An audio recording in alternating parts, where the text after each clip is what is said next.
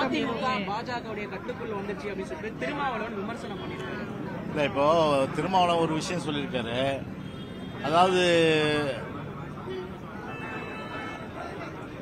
முன்னாள் அமைச்சர் ஜெயக்குமார் அவர் பிஜேபி கூட்டணி அமைந்தால் விலகுவதாக சொன்னார் என்று சொல்லி அவருடைய கருத்தை சொன்னார். அவர் நான் எந்த நேரத்திலையும் நான் அதுமாதிரி சொல்லவே இல்லை. அது ஒரு திட்டமிட்டு ஒரு ஃபேக் கார்டு, அதாவது ஒரு பொய் செய்தி திட்டமிட்டு பரப்பி நான் இயக்கத்திலிருந்து விலகுவதாக நான் எப்போ சொன்னேன்?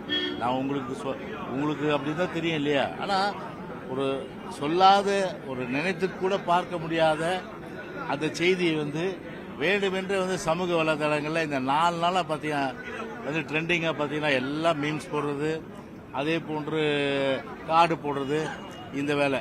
ஒரு வகையில் பார்த்தீங்கன்னா அந்த யூடியூப்க்கு என்னால் அவங்களுக்கு வருமானம் கிடைச்சது எனக்கு ஒரு பெரிய மகிழ்ச்சி.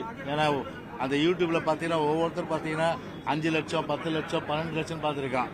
ஸோ அவர்களுக்கு வருமானம் கிடைத்தது, அதற்கு உண்மையிலேயே எனக்கு ஒரு சந்தோஷம். என்னால் ஒரு வருமானம் கிடைச்சது. ஆனால் ஒன்றை மட்டும் தெரிஞ்சுக்கணும், நிச்சயமா எங்களுடைய குடும்பத்தை பொறுத்தவரை ஒரு திராவிட குடும்பம். அதாவது பார்த்தீங்கன்னா 75 ஆண்டு காலம் எங்களுடைய அப்பாவுடைய அண்ணன், அவர் பேரே தேசுங்க, ஆனால் இயற்பெயர். ஆனால் அவருடைய பெயர் வடசென்னை பெரியார் என்று இன்றைக்கு அழைக்கப்படுகின்ற எங்களுடைய அப்பாவுடைய சகோதரர் பெரியார் அவர்கள்.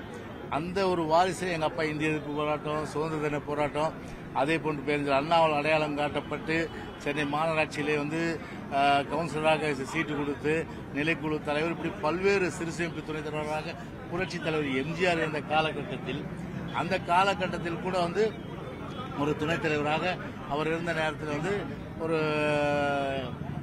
உறுப்பினராக அதில் கூட இருந்திருக்கார்.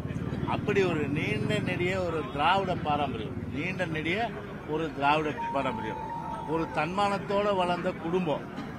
பதவிக்காக சரி யார் வீட்டு வாசக்காலையும் போய் நின்ன வரலாறு எங்கள் குடும்பத்தும் கிடையாது, எங்களில் சில பேருக்கும் கிடையாது. அதனால் அந்த அளவுக்கு பார்த்தீங்கன்னா ஒரு தன்மானத்தோடு இருக்கின்ற அனைத்து இந்திய அண்ணா திராவிட முன்னேற்ற கழகம் அடையாளம் காட்டியது, ஒரு அந்தஸ்தை கொடுத்தது. புரட்சி தலைவி அம்மா அவர்கள் பெருமளவுக்கு பார்த்தீங்கன்னா இன்னைக்கு உலகம் ஃபுல்லாக தெரியுதுலாம். இன்னைக்கு என்னை அடையாளம் காட்டியது யாரு? அனைத்து இந்திய அண்ணா திராவிட முன்னேற்ற கழகம், பொன்மனச்செம்மல் புரட்சி தலைவர் எம்ஜிஆர், புரட்சி தலைவி அம்மா தான். எனவே வாழ்நாள் முழுவதும் சரி தந்தை பெரியார், பேரன் அண்ணா இருபெரும் தெய்வங்களாக இருக்கின்ற இதே தெய்வம் புரட்சி தலைவர் புரட்சி தலைவர் அம்மாவுடைய வழியிலே எங்களுடைய பயணம் நிச்சயமாக தொடரும். எனவே ஒரு பொய் செய்திகளை பரப்பி அதில் ஒரு அற்ப ஆசைகள் தயவுசெய்து கொள்ள வேண்டாம் என்று இந்த நேரத்தில் நான் அன்போடு கேட்டுக்கொள்கின்றேன். யார்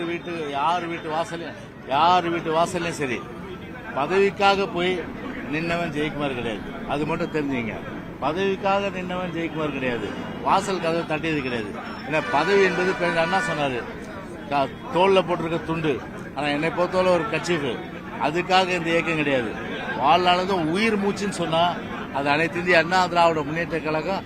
அந்த அனைத்து இந்திய அண்ணா திராவிட முன்னேற்ற கழகன்ற அந்த ஒரு மாபெரும் இயக்கம் தலைவர் ஆரம்பிச்சு இந்த தீய சக்தியா இருக்கின்ற கருணாநிதி ஒழித்துவிட வேண்டும் என்பதற்காகவே இயக்கம் ஆரம்பித்தார்கள்.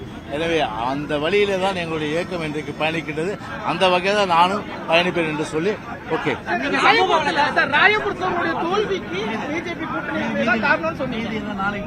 ராயபுரத்தில்